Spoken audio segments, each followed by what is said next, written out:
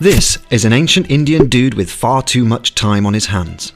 And these guys are cutting-edge, pioneering brain scientists. Now what could they possibly have in common? Welcome to the Science of Yoga and What It Means to Us, Part 1. Let's go back thousands of years to the ancient world. The first mystics would leave their towns, villages and everyday distractions to find solace in the forest. There, in isolation, they studied their own inner experience. As they looked within, what they found was a myriad of thoughts and emotions, just like most people would. And also, like most people, these thoughts seemed to cause anxiety and seemed to serve no real practical purpose. But with vigilant observation, the mystics found that when they stopped feeding their thoughts, they started to get quieter and quieter.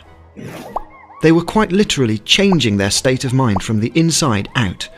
The mystics in India called this practice vipassana, which means clear seeing. Today, we call it meditation. Now, fast forward to the early 2000s. Scientists studying the brain and the effect of brain exercises started to make some surprising discoveries. Brain science was still in its infancy. And in fact, up until late into the 20th century, it was still thought that the brain was solid, like concrete, unable to change in its structure. But then, they discovered a phenomenon called brain plasticity. It seemed the brain could actually change. It could be shaped and rewired by exercise. And guess what they found had the power to cause structural changes? Yep, meditation. Several studies found a whole host of structural changes in the brains of people who meditated. Here are some of the changes they found.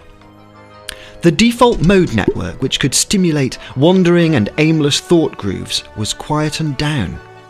The amygdala, which processes fear and anxiety, reduced in size and activity. Grey matter in the sensory regions of the brain increased, which in turn enhanced sense perception. These were startling discoveries, and it became clear that there was something to this ancient practice after all. But it's not just neuroscience. The field of psychology also owes some recent developments to this Eastern philosophy. The mystics of old times claimed this simple fact. With regular insight, you'll see that your thoughts are not real. And the recent success of cognitive talk therapy uses this exact same strategy. The subject learns to see the falseness of their own repetitive thinking. They are simply an interpretation of what is going on, not the actuality of what's going on. So, what's the difference, you might ask? Well, say someone next to you makes a sarcastic remark.